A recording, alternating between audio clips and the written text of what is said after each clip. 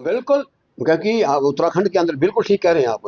ये तीनों ऐसे प्रदेश हैं, तो ये तीनों जो हिमालयन रेजिमेंट की बात है, और हमारी टोपोग्राफी और ज्योग्राफी, और हमारा बेसिकली हमारा रहन-सहन है, हम बड़े टफ पहाड़ी लोग हैं ना, बड़े टफ, अब सब लोग पहाड़ी हैं, बड़े टफ लोग हैं। और सबसे बड़ी जो, चाहे वो पुलिस हो, चाहे वो पैरामिलिट्री फोर्सेस हो, चाहे वो आर्मी हो, सबसे बड़ी चीज़ है ये कि आपका जो सेहत है कि नहीं है?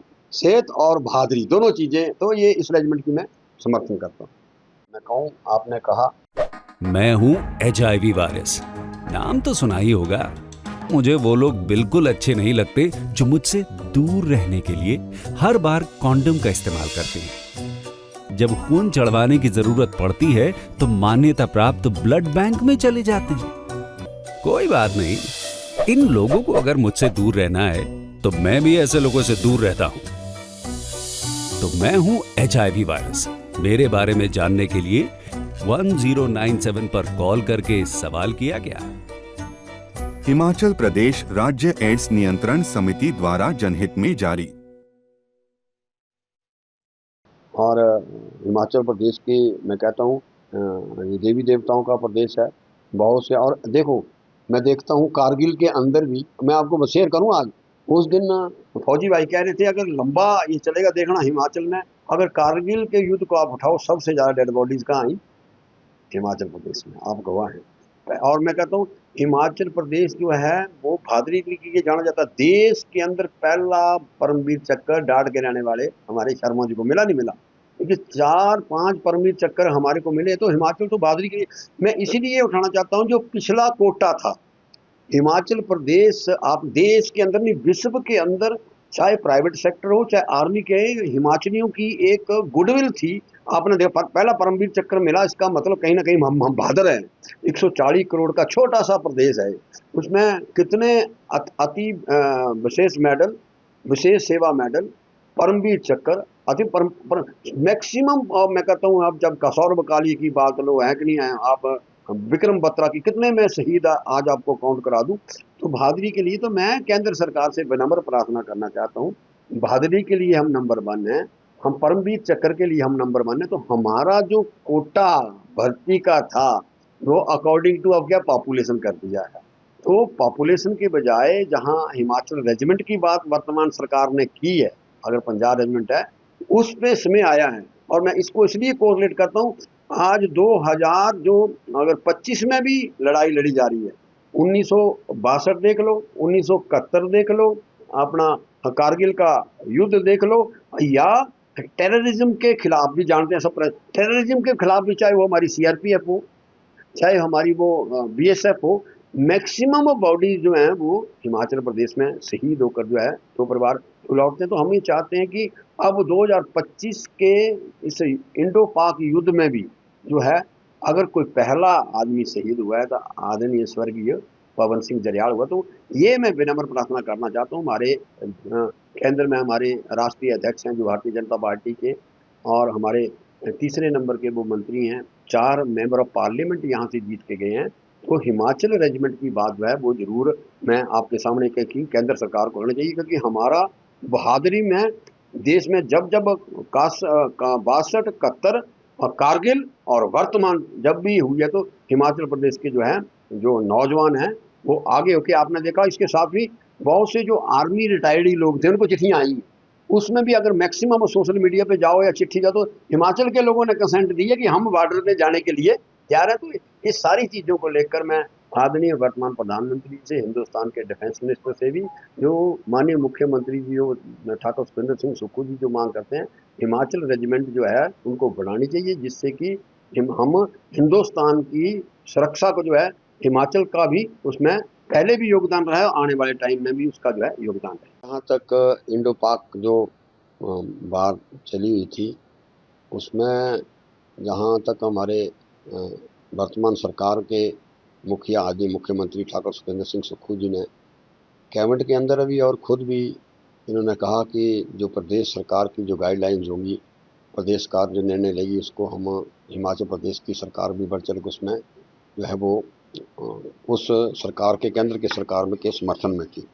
दूसरी बात, पहले दिन से ही हमारे आदरणीय नेता श्री राहुल गांधी जी ने जो है वो सरकार के साथ खुद आगे होकर उन्होंने कहा, कांग्रेस वर्किंग कमेटी की बैठक हुई और ये देश का मामला था, ना किसी पार्टी का मामला था, राजनीतिक मामला नहीं था। और कांग्रेस पार्टी जो देश के अंदर जो है, मैं कहता हूँ एक सबसे बड़ी अपोजिशन पार्टी है। उन्होंने कहा था आदरणीय अध्यक्ष खड़गे जी ने और राहुल गांधी जी ने कि हम सरकार के साथ खड़े हैं और सरकार की हर बात को हम समर्थन देते हैं। ये तो हमारी कांग्रेस पार्टी का स्टैंड था। वहाँ ही मुख्यमंत्री महोदय ने भी यहाँ होल ऑफ द कैबिनेट करके उन्होंने कहा कि जो हिंदुस्तान की सरकार और हिंदुस्तान की सरकार के साथ हम कंधे के साथ कंधा मिलाकर खड़े हैं।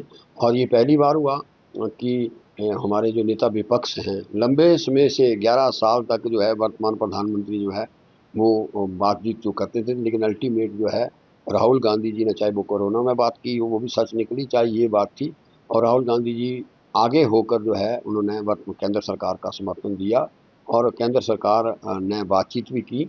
और उस बातचीत से ही आज जो भी, चाहे वो सीज फायर हुआ है, जो भी हमारे डिप्लोमेटिक रिलेशन हैं, तो वो आगे बात बढ़ी है। जहाँ इसमें हिमाचल प्रदेश का कंसर्न है, मैं बड़ा दुख के साथ कहना, क्योंकि मैं शाहपुर विधानसभा क्षेत्र का रहने वाला हूँ। हमारे गर्ग सिंह जो कि खुद 19 पंजाब में थे, उनके पिताजी, और आदरणीय स्वर्गीय पवन कुमार जरयाल जी, जो कि 31 मई को उन्होंने रिटायरमेंट आना था।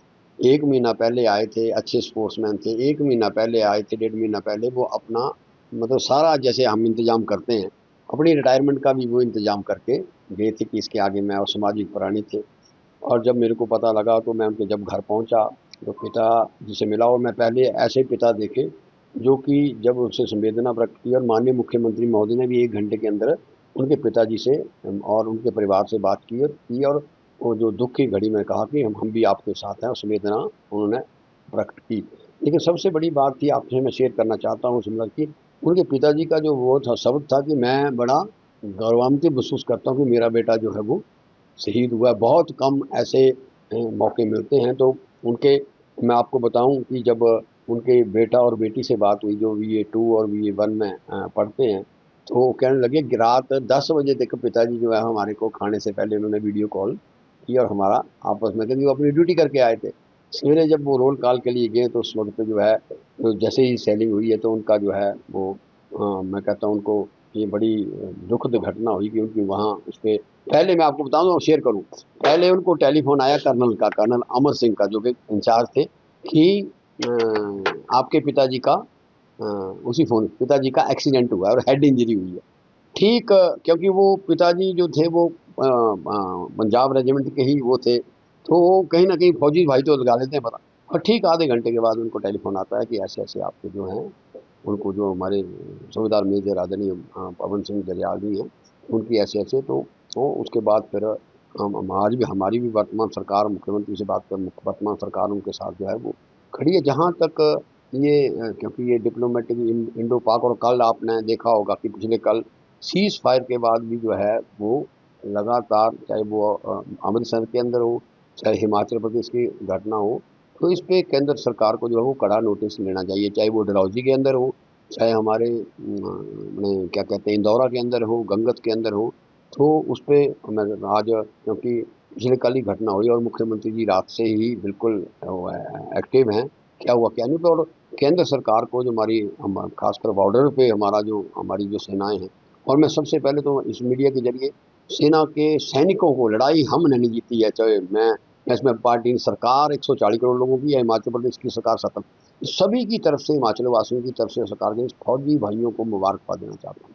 मैंने भी जो है अखबारों के जरिए जो बड़ा निंदनीय, क्योंकि जो जो हमारी दोनों बहनें या जो आर्मी के ऑफिसर, आपको होता है वो प्रेस ब्रीफिंग के लिए केंद्र सरकार ने, और ये आज जो मामला है ये देश का मामला है, जहाँ हम तिरंगे झंडे के साथ। और मैं बताऊं, ये तिरंगा यात्रा भी तभी निकल रही है जब इंडियन नेशनल कांग्रेस 28 दिसंबर 1885 को बनी, जब 1919 में non cooperation movement Mahatma Gandhi ने चलाया, जब वो दांडी यात्रा 1929 में की, तब जाके ये गांधी के भारत जो है, गांधी ने कभी भी ऐसे भारत की विडंबना नहीं की थी कि ये और वो, ऐसा भारत सभी धर्मों का भारत हो, सभी जातियों का भारत हो, वैसी ऐसी। और उसी के चलते ही हमारे को 15 अगस्त 1947 को तिरंगा 140 करोड़ हिंदुस्तानियों का है, तो किसी विशेष का नहीं है, किसी पार्टी का नहीं है।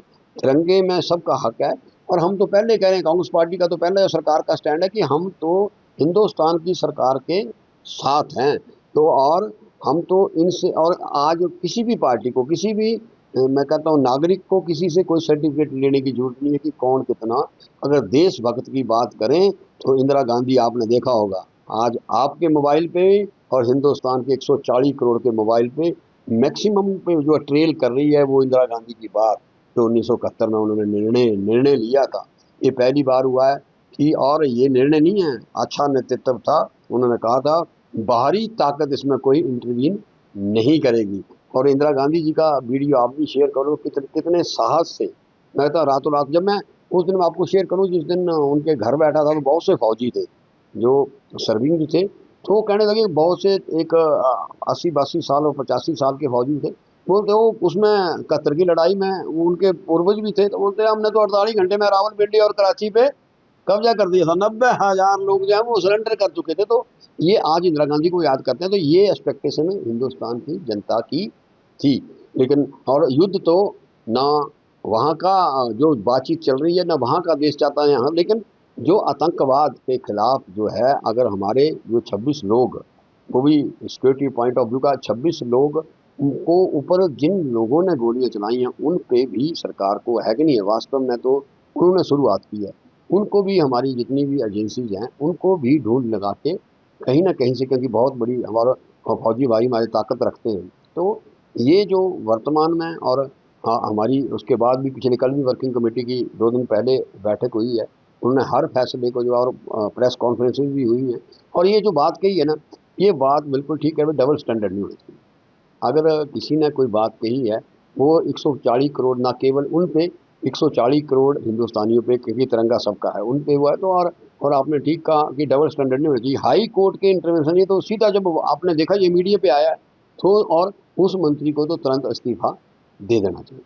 को मैं उनके उनको परिवारों की हिम्मत को भी देखता हूँ। बहुत से लोग हमारे भी संपर्क में हैं जो कि वहाँ बॉर्डर पे हैं, तो उनको मैं बधाई देना चाहता हूँ कि इतना साहस दिखाकर, जो भी आज हम चाहे सचिवालय में बैठे हैं या पत्रकार बंधु जो आराम से हम सब कुछ करते हैं, तो उन फौजी भाइयों के लिए करते हैं, तो उनकी हिम्मत की जो है मैं दाद देता हूँ। और ये जो इस पे आज, क्योंकि पिछले कल ही घटना घटी है, आज मुख्यमंत्री हमारे जो है इस पे जो है कुछ ना कुछ बैठक करके इस पे जो है निर्णय लेंगे। लेकिन केंद्र सरकार को इसके मामले में ज़रूर सोचना चाहिए, क्योंकि ये मामला लगातार जो है वो चला हुआ है।